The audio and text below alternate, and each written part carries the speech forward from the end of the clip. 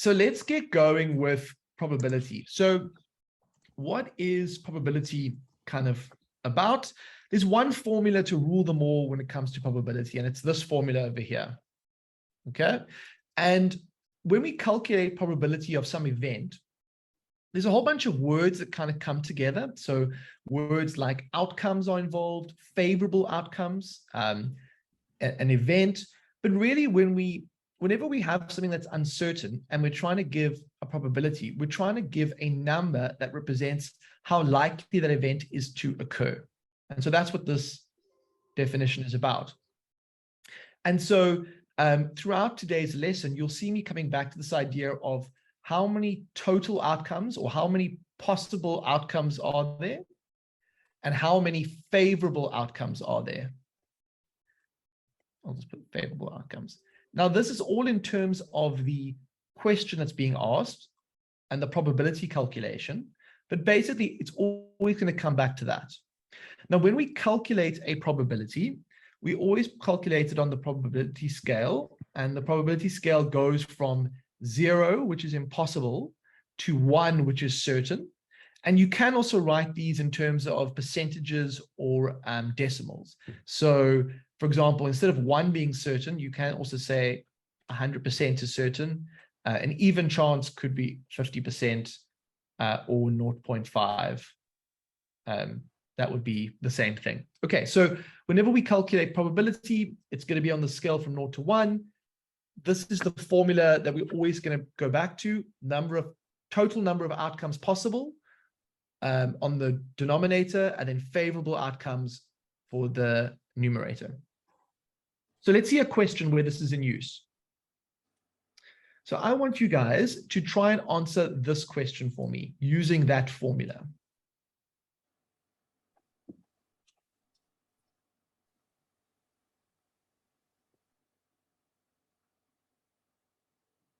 So a dice is thrown. What is the probability that the score is a factor of 6?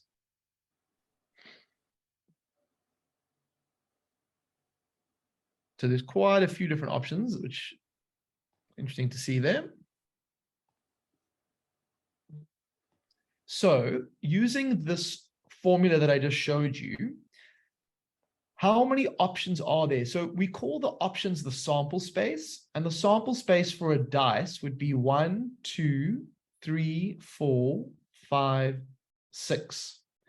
In probability notation, we'd say that N of S, the size, the number of items in the sample space, is 6. So in that equation I just showed you, it's the probability of this thing happening is something divided by 6. However, the event that we're looking for is a fact. Basically, the score is a factor of 6. So in this, let's call this set F. Out of these 6 options, how many of them are factors of 6? Well, 1 is a factor of 6. 2 is a factor of 6.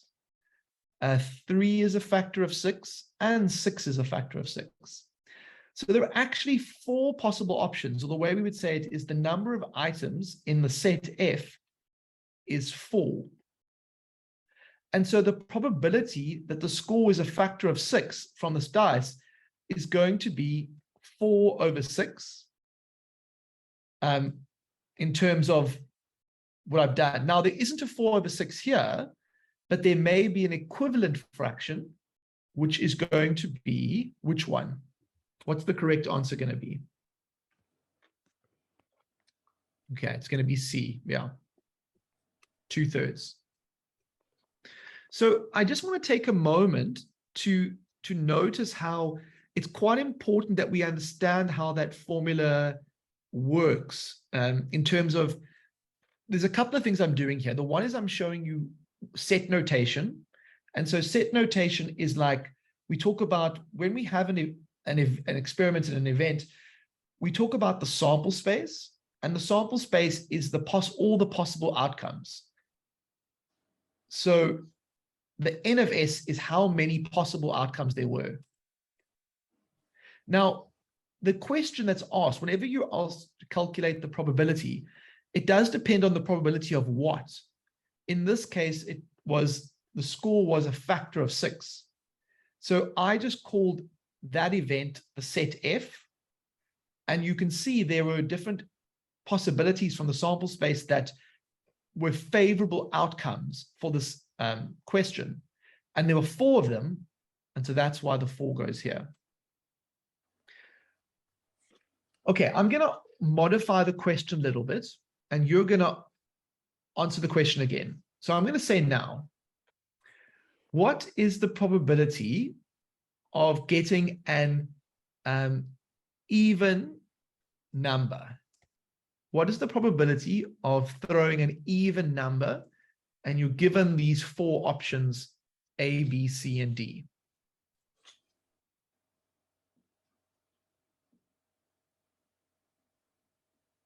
So the event of throwing an even number would just be 2, 4, or 6. And so how many elements are there in that event? There are 3. And so the probability of this event happening would be 3 over 6, which is a half. Okay, so I just want to get a sense, how are we?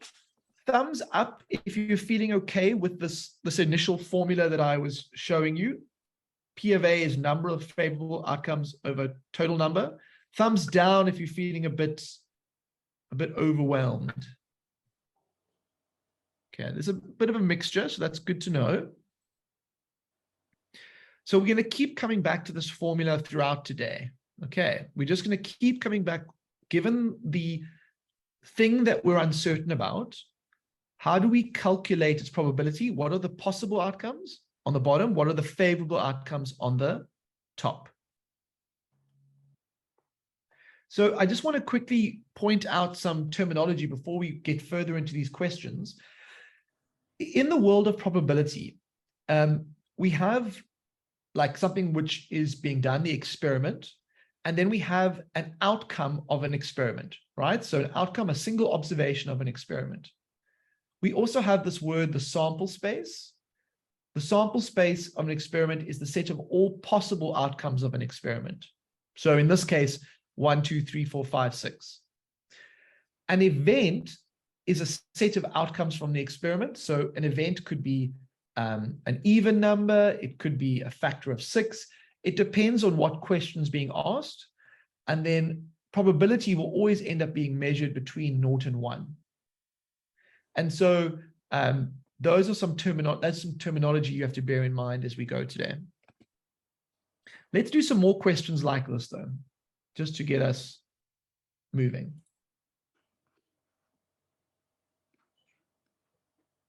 So here is question number 2. I want you to read through that for a moment, and then I want you to try and answer that for me.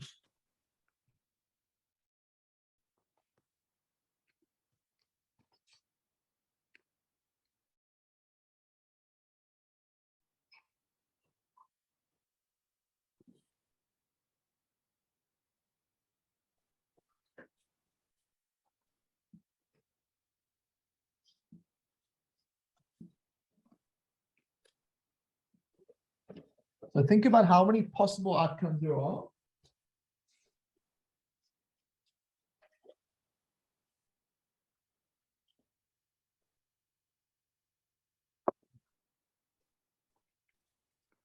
So the way I would say it is, if S is the sample space, the number of items in S is 5. There are 5 different options. If you think about the thing that you're calculating, what's the probability it lands on the odd numbers? The odd numbers, how many items are odd? There's going to be 3, 1, and 5. So there are 3 items that are odd. So now your formula for the probability is going to be, there's 5 possible outcomes. 3 of them would be favorable for this question. So the answer should be 3 out of 5. So that is the first question. Now I want to modify it a little bit. I want to ask you, what is the probability that the number lands on even? So what is the probability that the number it lands on is even?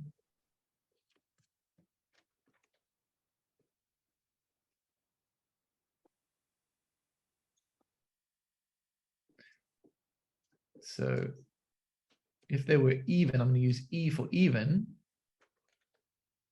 I would get 2 and 4.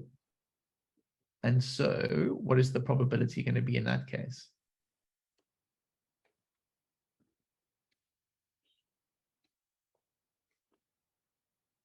Okay, it's going to be 2 out of 5, because there's 5 possible outcomes and 2 of them are even. So it's going to be B in that situation. Okay. Does anybody know the fancy word for in the world of sets? If there's 2 sets and they're mutually exclusive and they fill up the whole space, so the odds and evens, what are they? Does anybody know what they're called in terms of their relationship? We haven't got there yet, but I just want to see if anybody knows the fancy word for odds and evens, the 2 sets in relationship. Anybody want to raise their hand or let us know? So it is the sample space, Bukle, you're right. Together it will give you the sample space. And I was just thinking of the word complementary sets. So odds and evens, because they fill the whole sample space and they don't overlap, we say that they are complements to each other. Okay, but we'll get to that later in this series. Let's try this one.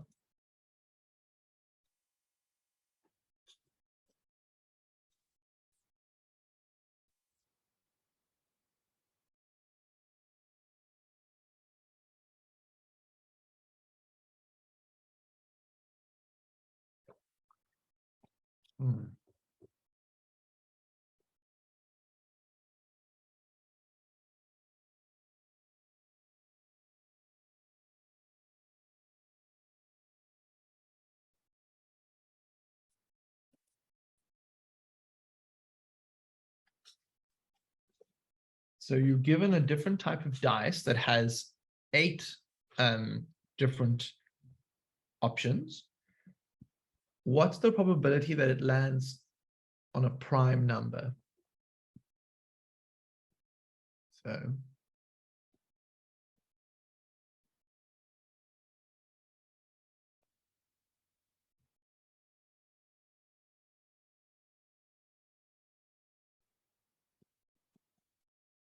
now the prime numbers are going to be 2, 3, 5, 7. So the N of P is going to be 4. So there are 8 possible outcomes for this dice, and 4 of them are prime numbers. So the probability should be 4 for the number of favorable outcomes over 8 for the number of possible outcomes. And then there's no 4 over 8, but which one is going to match that? Well, 4 over 8 is the same as a half. Yeah. So the answer is going to be C. Just want to do a quick, earlier in the lesson, I was checking to see if you understood the fundamental formula for probability. Give me a thumbs up if you're following well so far. Give me a thumbs down if you're still feeling a bit unsure about this probability formula that we're dealing with. Because this formula is the foundation of all probability. It's, you got some uncertain event, you're doing it, and you need to know how many possible, and then you also need to know how many favorable. Until we get that right, we have to practice. Yeah. Okay. Cool. Let us go to a next question. Let's change the context. We're going to pretend we have the word Mississippi, and on each piece of paper, there's a separate letter. and you put them into a hat, and you pick out one letter. What is the probability that it is an I? That's what I want to know. And you have to use the fundamental formula for probability to help you.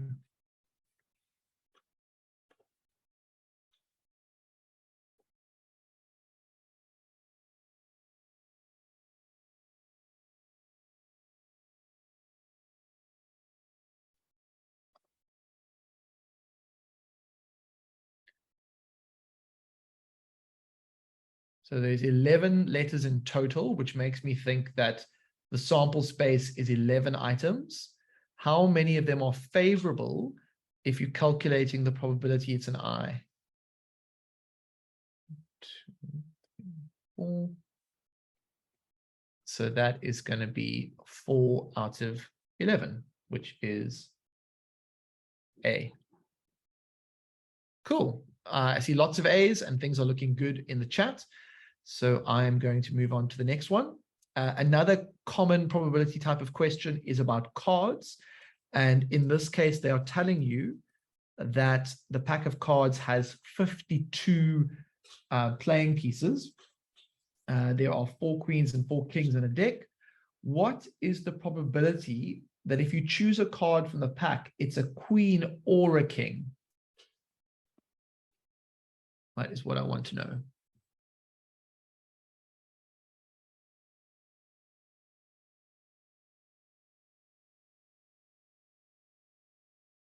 So you're given a deck of cards, and we want to know what is the probability of a queen or a king. How does that "or" change the question? So it doesn't really change it too much. You know that the number of possibles is 52. Because it's favorable if you have a queen or a king, you'd have 4 queens and 4 kings, which means there are actually 8 possible things that are favorable. So we have 8 out of 52. But I don't see an 8 out of 52. But the equivalent fraction would be 2 out of 13. Because you are dividing by 4, so you'll get 2 out of 13. Okay. I see a couple of A's and I see a couple of B's, but I see mostly, are there any questions? Guys, just give me a thumbs up if the pace is okay. Give me a thumbs down if the pace is too quick. I'm just aware that I might be going a little bit fast. Okay, cool. Yeah, so Loretta, if it's or, it means that either of the 2 are favorable outcomes. Yeah. Fantastic. Okay, well then let's take it up a notch. Okay, now, so far in the questions we've been doing, we've been looking at the question, and it's quite easy to tell how many possible outcomes there are. But sometimes when we're calculating more complicated questions, like sometimes when there's 2 parts to a question, we have to use other tools to help us. So what are the other tools that you've learned about so far that help you count possible outcomes? I just want to get a quick sense before we move on to the more difficult types of questions. What tools or techniques have you learned about that could help you count more complicated possible outcomes? Or maybe somebody can just unmute themselves and they can just tell me quickly. So X, okay, using X, yeah. What other techniques or tools maybe your teachers have told you about?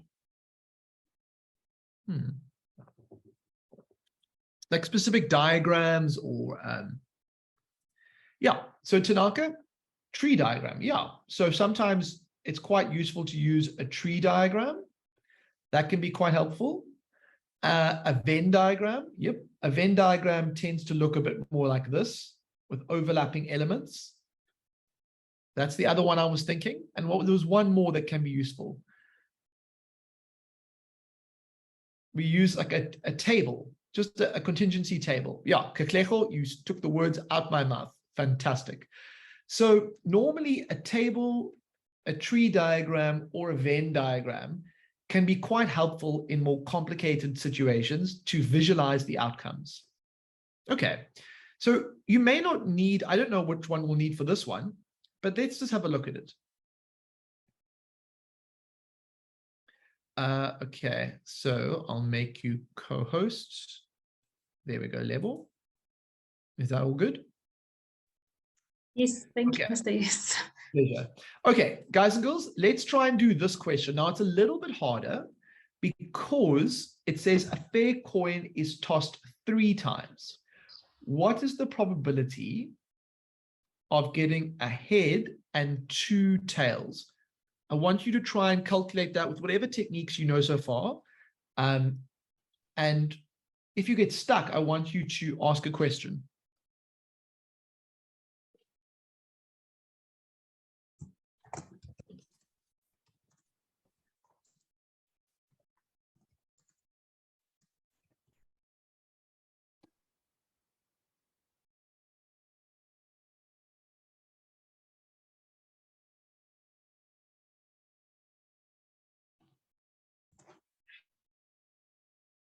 Okay. Who has an idea? What technique do you think might be helpful to visualize this question? I'm curious if anybody has a feel for this type of question. Okay, so quite a few students are saying a tree diagram might be helpful. Why would a tree diagram be helpful? Does anybody have an idea? I agree with you, but what is it about the tree that's so helpful? You can turn your mic on quickly if you like, or put it in the chat. I agree, a tree diagram is helpful in this type of question. Shows the outcomes. Very few variables makes it viable. Yeah, it's more just like if you imagine tossing a coin 3 times, it's hard to see all the different possible options off the top of your head. But if you imagine this as the first toss, and then you imagine the second toss as like the next split of the tree, and then you imagine the next, so basically you have 3 splits to visualize. Sorry, I haven't drawn this very nicely, but H and T. So what you notice is the 3 tosses, first toss, second, third. The tree diagram will allow you to visualize what's going on. Now, from the tree diagram, sorry, it's a bit untidy, how many possible options are there? There's heads, heads, heads. There's tails, tails, tails. That's 2 options. But how many total options are there? And I think in total, there are 8 possible options. And I can see them at the end here. Now, can I use that idea to help me figure out what the probability is of obtaining 1 heads and 2 tails? Which of the branches of the tree are favorable for me? Let's think about that for a moment or two.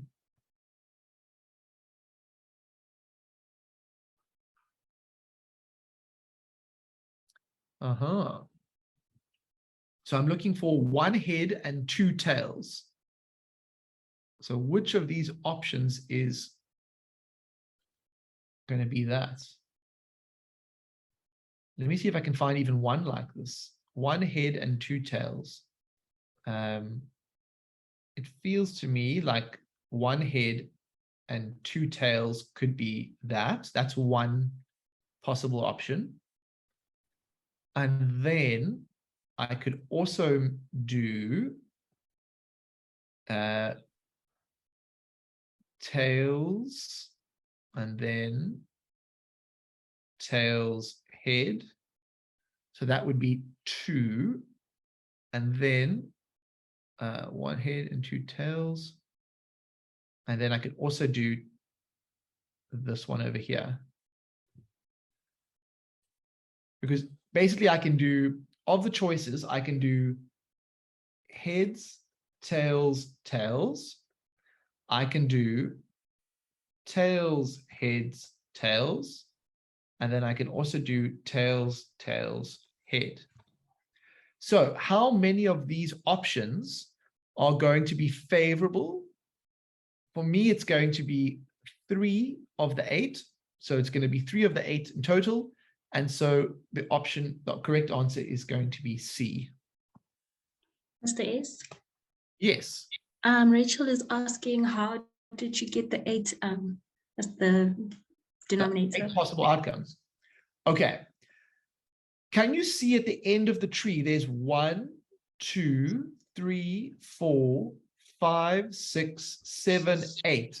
There's 8 possible ways that the tree diagram can fall. So that's where the 8 comes from. And the 3 comes from basically the fact that I want to obtain 1 head and 2 tails. I've got this option here, this option here, and this option here. So that's the 3. So Younger, we are doing tree diagram in detail later on. This is just, today is just a sort of a bit of a warm up. We have a whole lesson. We have 2 lessons on tree diagrams. So this is just a little bit of an intro today. Okay, so I hope that makes, don't worry, we're going to do it in a lot of detail. Yeah. Let's try one more question on the tree diagram idea, and then we're going to have a halftime break. So imagine, so what has changed since the last question? Well, the events that we're trying to keep track of are more detailed. There's more stuff going on. And so we need more clever ways of keeping track of the number of possible outcomes. So using what you saw in the previous example, can you try and figure out the answer to this question? And if you've got a question, I'd love to take your question, but I just want to give you a chance to try and use what I just did there to answer this question. Off we go.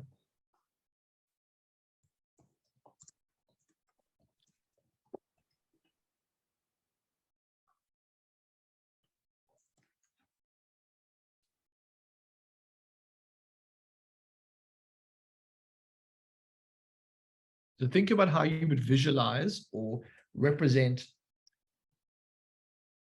a 6-sided dice and a fair coin are thrown together. So that experiment has different parts. And so how do you represent those parts and all the possible outcomes?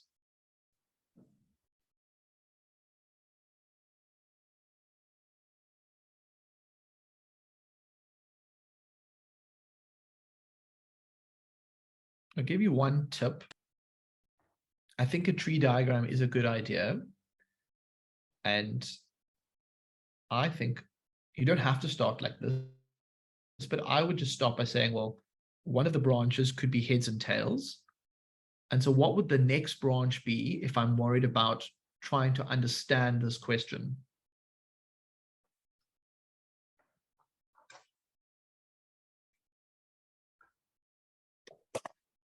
So I think my tree diagram would look a little bit like this. 1, 2, 3, 6. Oh, 1, 2. I want to, how many possible outcomes are there for this experiment? I want to know how many in total are there? So before we answer the question, how many possible outcomes? Well, there's heads 1, heads 2, heads 3, heads 4, heads 5, and so on, heads 6, and tails 1, tails 2. So there are 12 possible outcomes for this experiment. However, not all 12 are favorable for us. The ones that are favorable in terms of the question that's being asked are a multiple of 3 and getting a head. So it can only really be in this top bit here where heads comes up. Now, which of the remaining branches are multiples of 3? And let that help you to decide which one you think it is.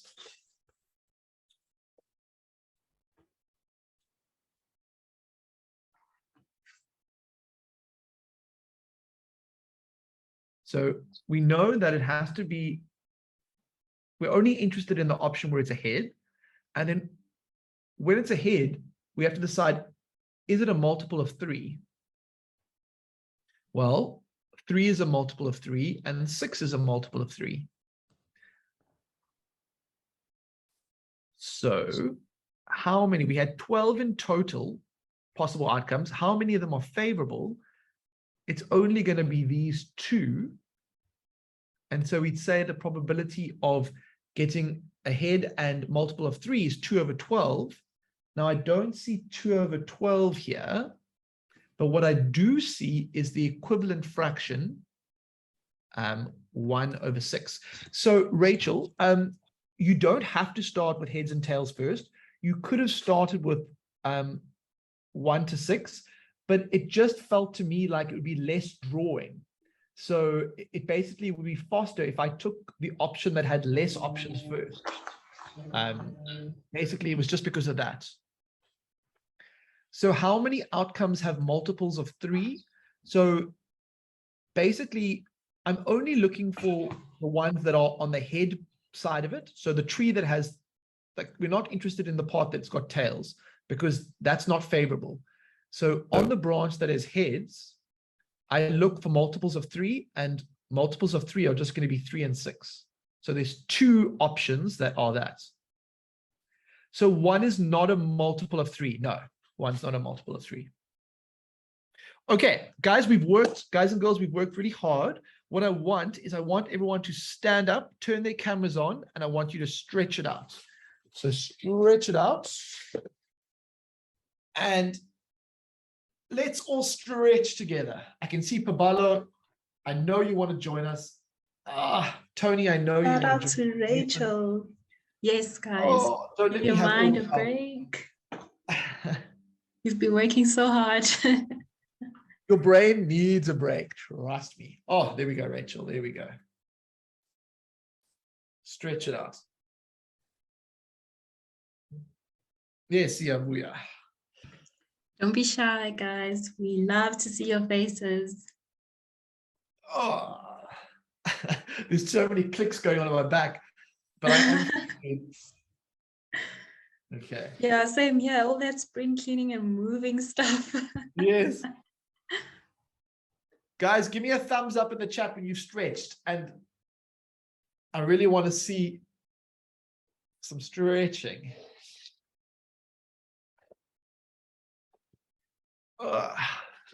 Okay.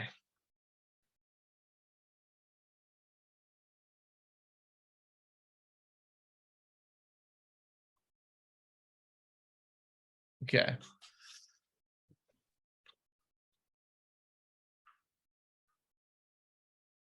Cool. Okay, let's have a little brain break. So here's your brain break for today. See if you can answer that.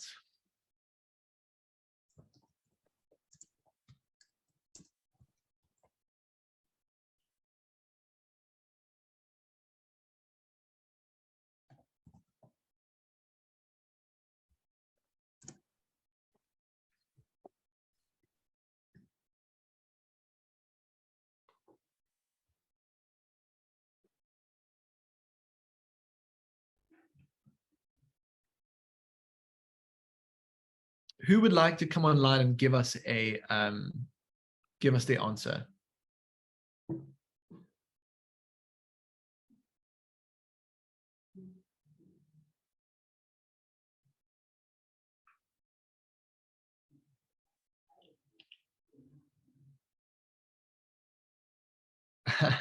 Zero.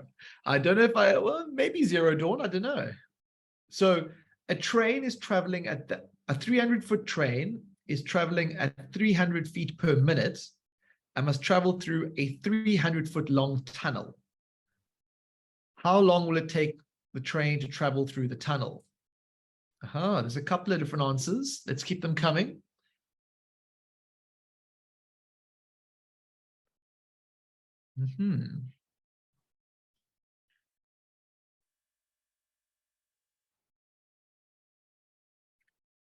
Okay.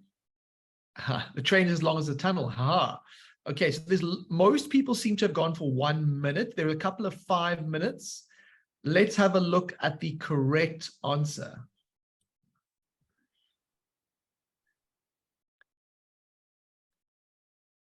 It takes 2 minutes.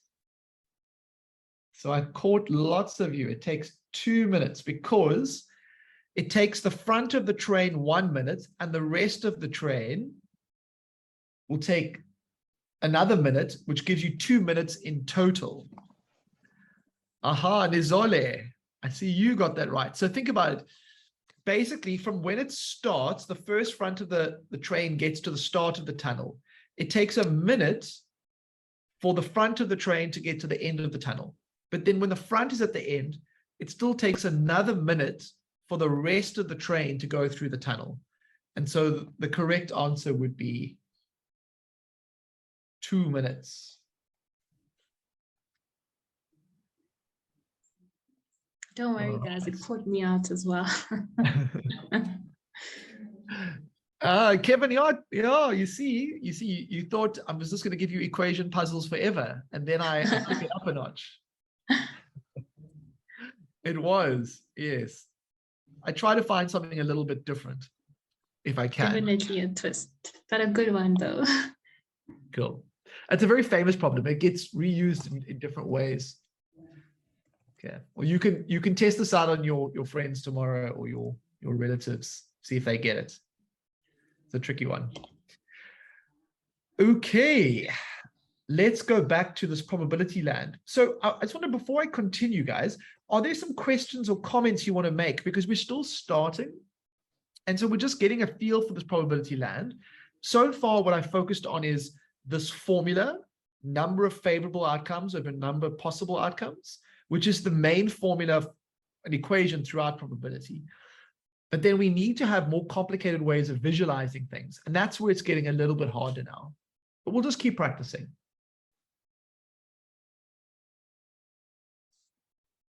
Okay,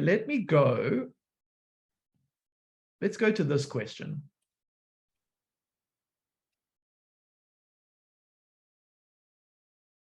See if you can answer this one.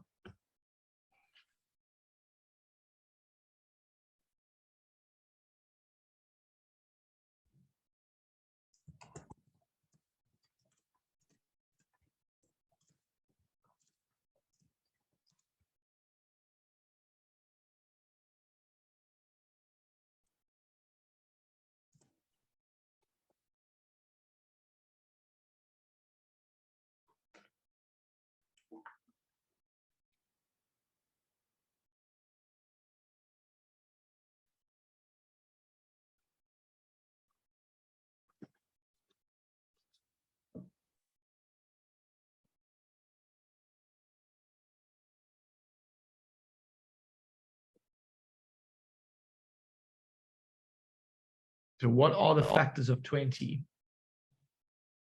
How many of them are there?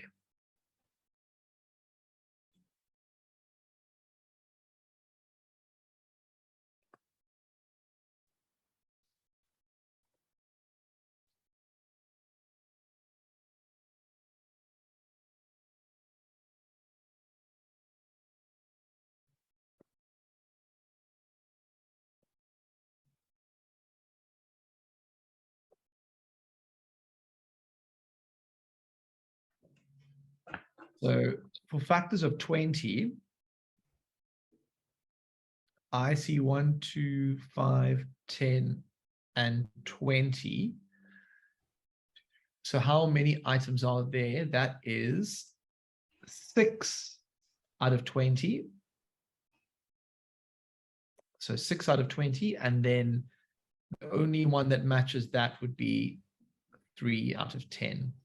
Should be that one there. Okay, so you can see that, like, even though the type of question can change slightly, the main idea is, you know, how many are there in total, how many possible, how many favorable, and then sometimes you have to simplify to an equivalent fraction.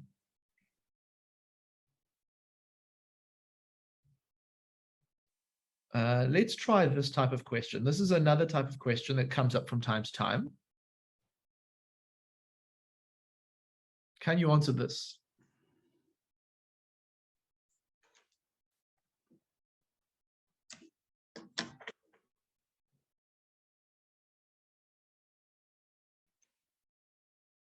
So the probability that my train will be late tomorrow is 1/10.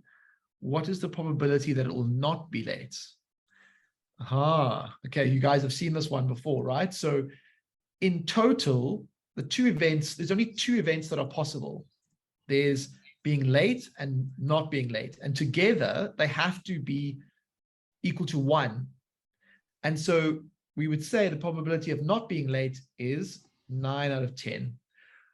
What is the relationship? Does anybody know the fancy word between the relationship between two sets like this, or two events like this, where they add up to 1 in terms of their probability? What's the fancy word?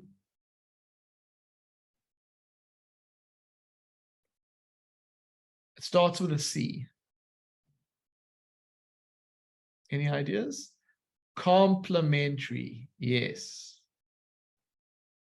Complementary events. So complementary events will always have this structure, the way a complementary event is like, if the one event is A, then A dash would be the complement of that. And together their probabilities will sum to 1. Okay, you'll see that coming up later. Oh, well, actually, let's do a couple more questions on this now. If P of A is 3/4, what is the P of A dash? Just to make sure you're familiar with the notation. So the probability of A is 3/4. What's the value of P of A dash?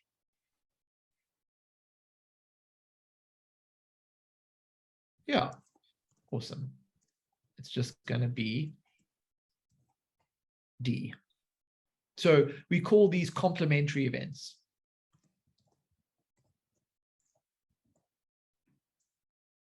Let's try and do this one then. A fair die is thrown. What's the probability that the score is not a factor of 6?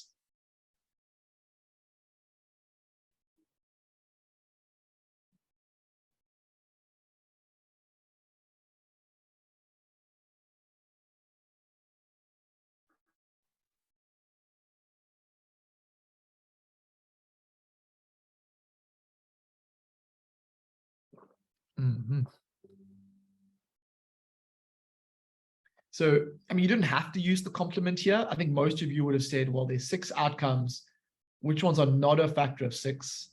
It's going to be 4 and 5.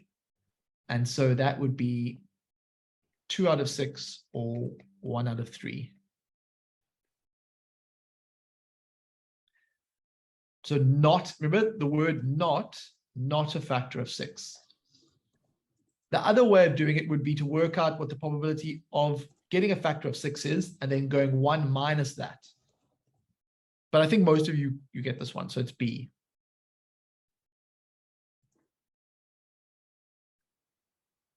Okay, let's squeeze in. I know I'm pushing you guys. So this is a different example of, or what type of, this is a table diagram. And what it helps us do is it helps us visualize when we are throwing 2 dice. So dice 1 is along the top, dice 2 is along the bottom. And it shows you the sample space of possible outcomes for when you're adding 2 dice. What do you think should be in the place of the star?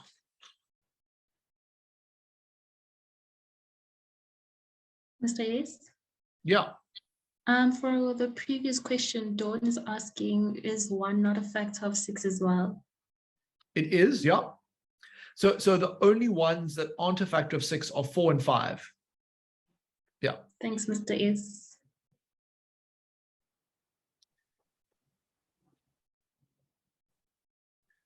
So when we look at this diagram, what we normally would do with this, when we try to get the sum, is we would get, this would be 2, that would be 3, be 4. And so over here, 2 plus 5 would give you 7. And so the correct option would be 7. Okay, so using this idea that you can represent the sample space of 2 dice in a diagram, I want you to try and answer this question. But you need to take a bit longer for this one. So it says, 2 fair dice are thrown. What is the probability that 2 scores do not add to 7? And I want you to take some time and then ask some questions if you need to.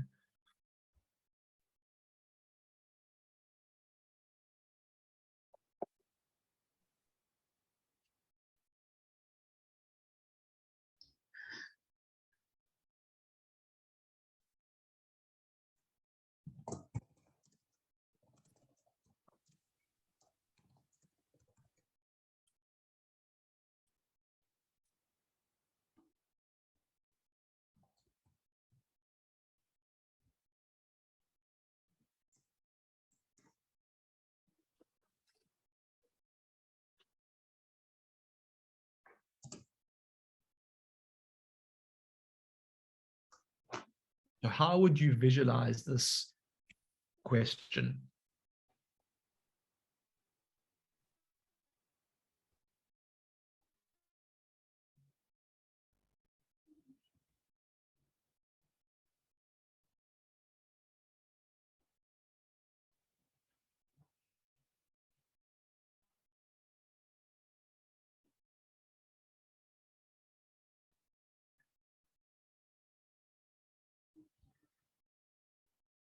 Oh.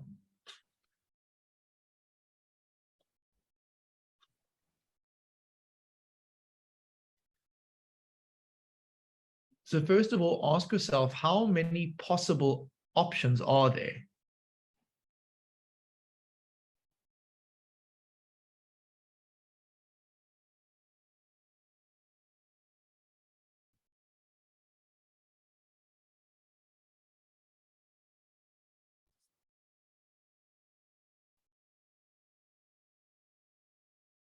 So there's only 2 numbers you need to think about. I want to know how many possible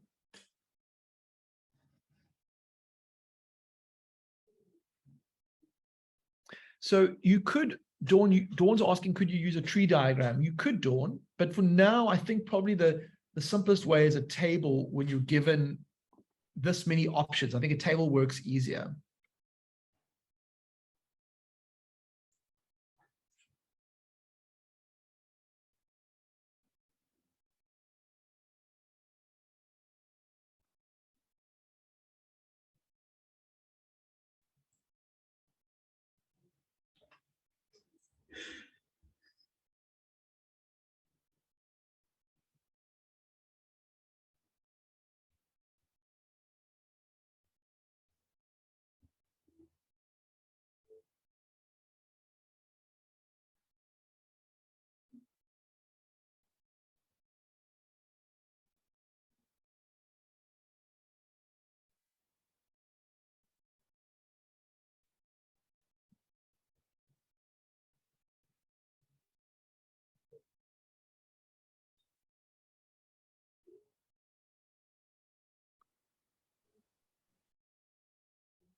So this is definitely a much harder question, but if you think about visualizing the possible outcomes, it's a very clear and easy way to do it is to have a row of a table, and each of the things is the sum. And so we're now trying to use this table to help us figure out this calculation. What do you think what is the probability that the 2 scores do not add to 7?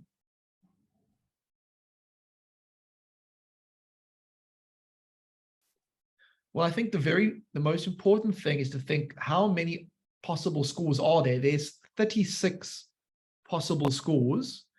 How do I know there's 36 possible scores? Well, there's 6 in this row, 6 in this row, 6 in this row, 6, 6, 6. So that's how I get 36. Now, it looks to me like most of the scores do not add up to 7.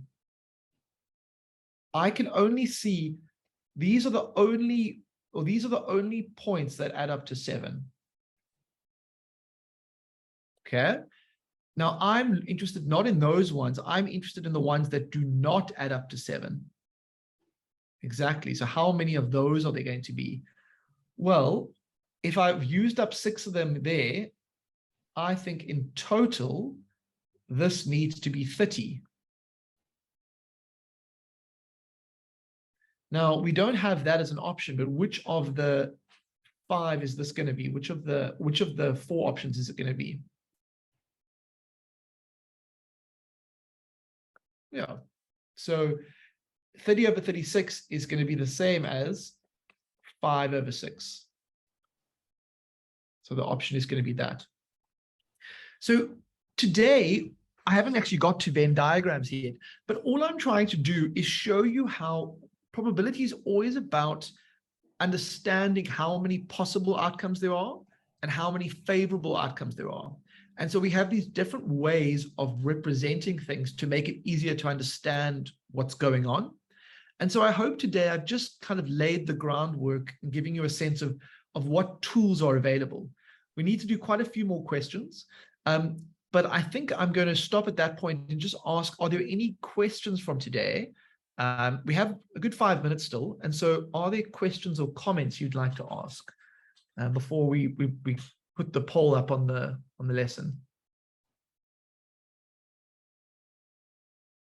What are some of the major ideas we've covered? So we've covered the main equation of probability. We've covered some tree diagram stuff, some basic table diagrams. How did we calculate the 30? Okay, so Stephanie, if you look at the sample space, what I did was I said, well, if there are 36 in total, and I want to know the ones that don't add up to 7, there are 6 blocks that add up to 7, the yellow ones. And so, or I could have just counted all of these, but that would have taken a bit longer, like 1, 2, 3, 4, 5, 1, 2, 3, 4, 5. So that's 5 in that row. Well, you can see there's actually 5 that don't add up to 7 in each row. And so if there's 5 in each row and there's 6 rows, that's how I get 30.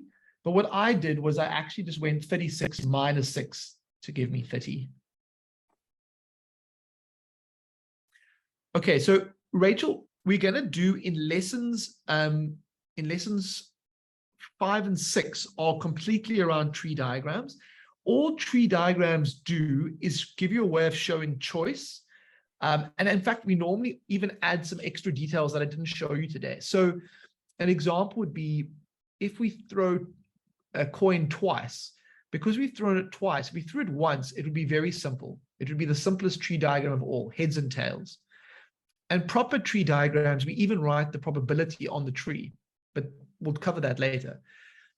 If I toss the coin a second time, the second time can also be a heads or a tails, a heads or a tails. And so for 2 coins, we see that there's only 4 possible options, the 4 branches of the tree. So it's just a way of understanding the possible options.